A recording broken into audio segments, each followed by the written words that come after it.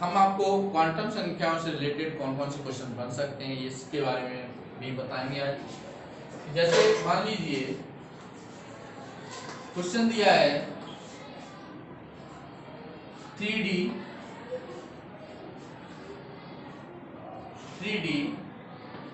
7 में अंतिम इलेक्ट्रॉन के लिए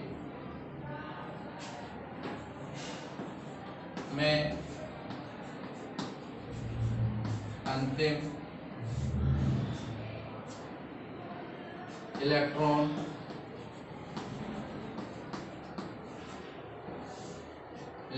के लिए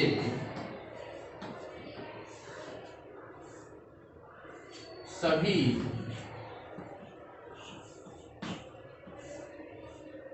अंतिम इलेक्ट्रॉन के लिए सभी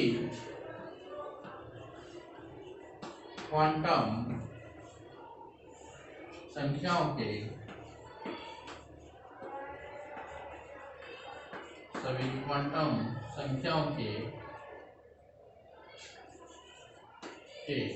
मान लिखिए।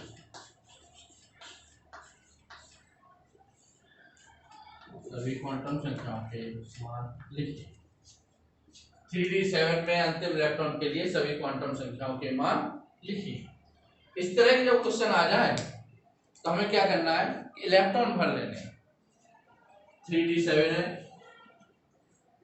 डी कोर्स में हमने यहाँ रफ्तार कर लिया 1 2 3 4 5। ये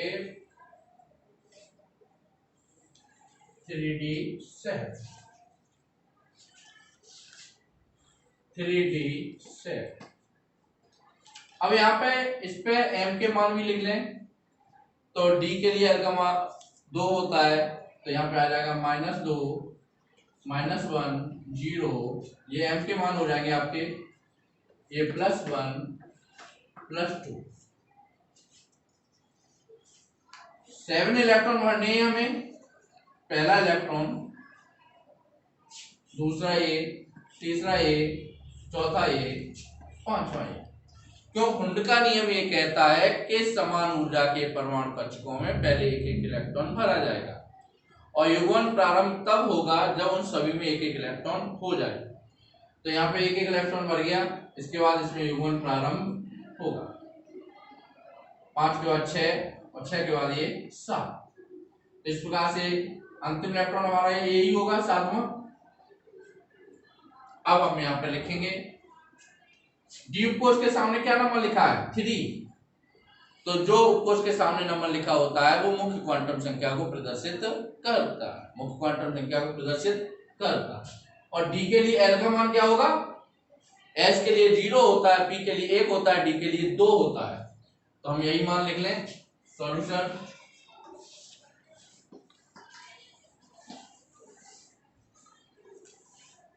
स्मॉल n बराबर कितना है 3, l बराबर डी के लिए l का मान 2, m का मान लास्ट इलेक्ट्रॉन के लिए m का मान क्या है -1, क्योंकि अंतिम इलेक्ट्रॉन जो है वो -1 वाले कॉलम में गया है।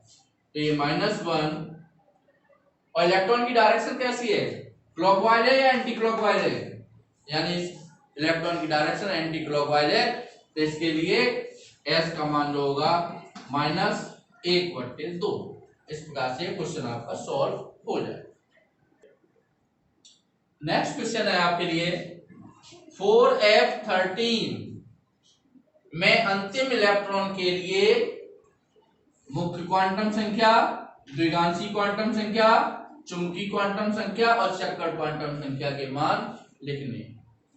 जब इस तरह की सभी क्वांटम संख्या लिख देते तब भी वही बात है, n l m s लिख देंगे तब भी वही बात है। तो यहाँ पे इसका अगर हम आंसर लिखेंगे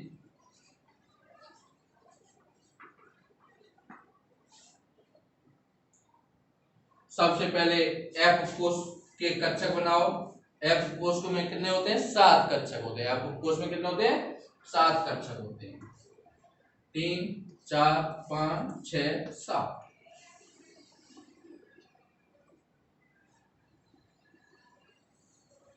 7 कक्षक हो गए, 1 2 3 4 5, ये आप रफ्कार कर लेंगे आप।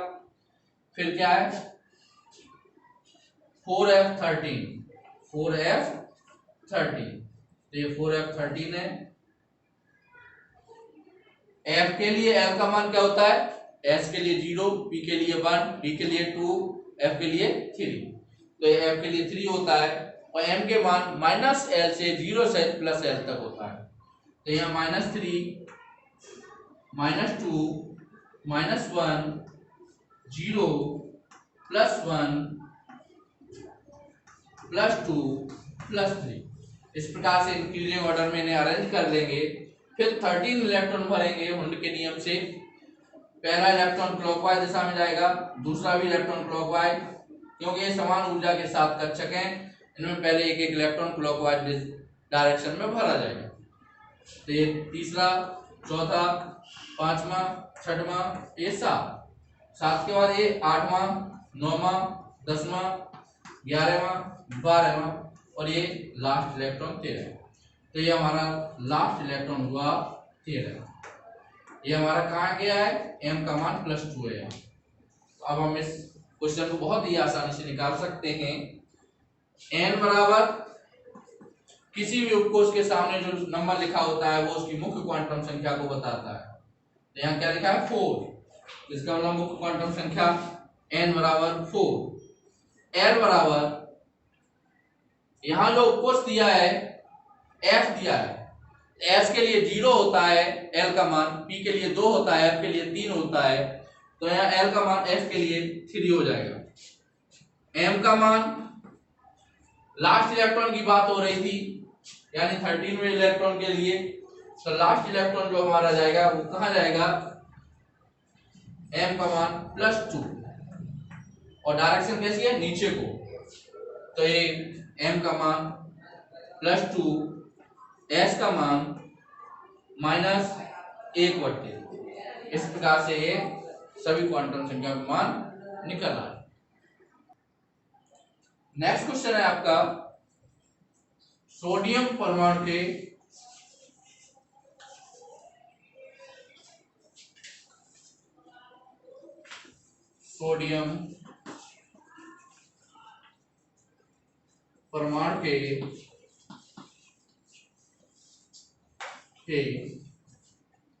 अंतिम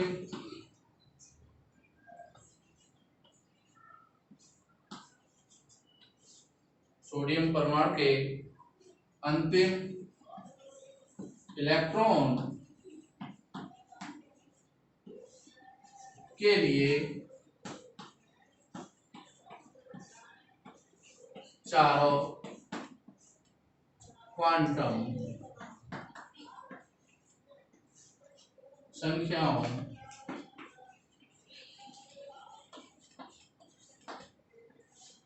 चारों क्वांटम संख्याओं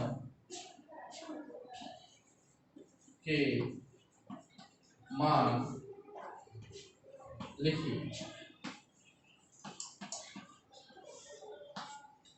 सोडियम परमाणु के अंतिम इलेक्ट्रॉन के लिए चारों क्वांटम संख्याओं के मान लिखिए।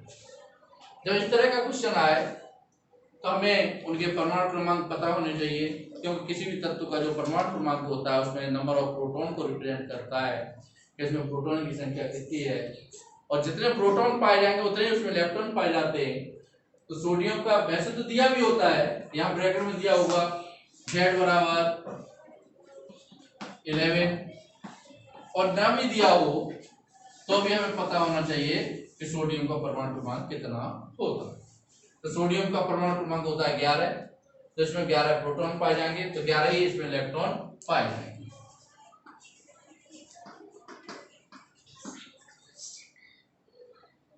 इस तरह के जब सवाल करने हो तो सबसे पहले एक ही काम करो, ऐसे परमाणुओं के इलेक्ट्रॉनिक विन्यास लिख लोगे एसपीडीएफ में इनके इलेक्ट्रॉनिक विन्यास लिखोगे तो सोडियम में 11 इलेक्ट्रॉन पाए जाते हैं।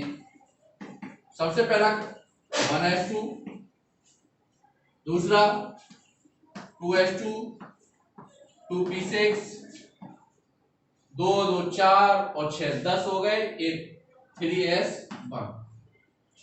अब इनमें कक्षकों में इलेक्ट्रॉन भर दें, पहला इलेक्ट्रॉन, दूसरा इलेक्ट्रॉन, यहाँ पे तीसरा इलेक्ट्रॉन, चौथा इलेक्ट्रॉन, यहाँ पे पी में 3 होते हैं कक्षक, तो 4 हो गए, पांचवा इलेक्ट्रॉन ये, छठवां ये, सातवां ये, आठवां ये, नौवां ये, 10वां इलेक्ट्रॉन, और ये लास्ट इलेक्ट्रॉन हमारा कौन सा होगा, 11वां वाला इलेक्ट्रॉन होगा। 11वें इलेक्ट्रॉन के लिए हमें सभी क्वांटम संख्याओं के मान लिखने, क्योंकि अंतिम इलेक्ट्रॉन क्या रहे, तो अंतिम इलेक्ट्रॉन हमारा यही होगा 3s1। तो यहाँ पे अगर हम बात करें फॉर 11th इलेक्ट्रॉन,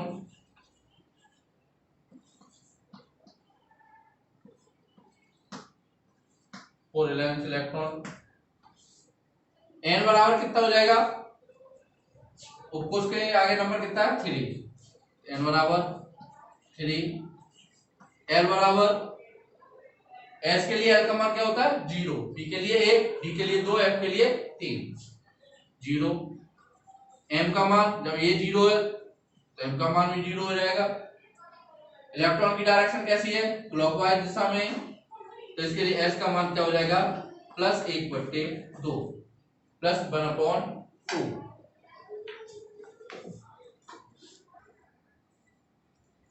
आपका नेक्स्ट क्वेश्चन है कार्बन परमाणु के सभी इलेक्ट्रॉनों के लिए क्वांटम संख्याओं के मान लिखिए। तो कार्बन परमाणु के हम सभी इलेक्ट्रॉनों के लिए क्वांटम संख्याओं के मान लिखने, कार्बन परमाणु का परमाणु क्रमांक कितना होता है, 6, कार्बन परमाणु, तो 6 परमाणु क्रमांक है तो 6 इलेक्ट्रॉन भी पाए जाएंगे। एसपीडीएफ में इनका इलेक्ट्रॉनिक कॉन्फ़िगरेशन भर लो, इलेक्ट्रॉनिक विन्यास भर लो, 1s2 2s2 2p2।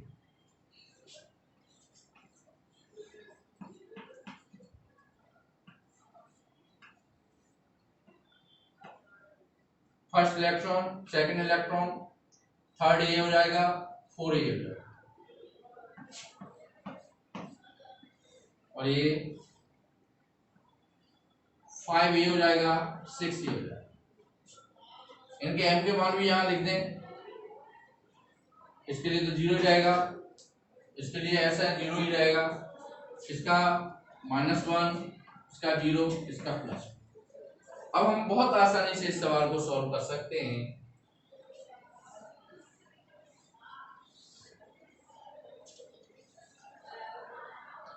N L M S, first electron, second electron,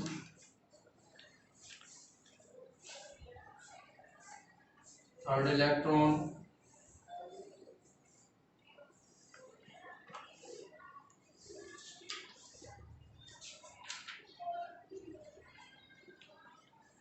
fourth electron,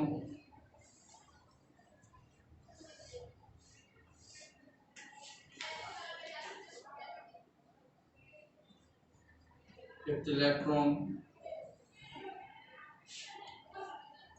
sixth electron,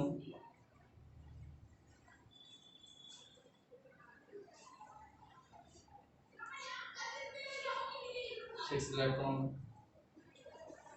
first electron की बात करें तो ये वाला होगा, इसके फोर्स हमारी क्या होगी 1, सेकंड इलेक्ट्रॉन ये होगा तो इसके लिए भी 1 होगी।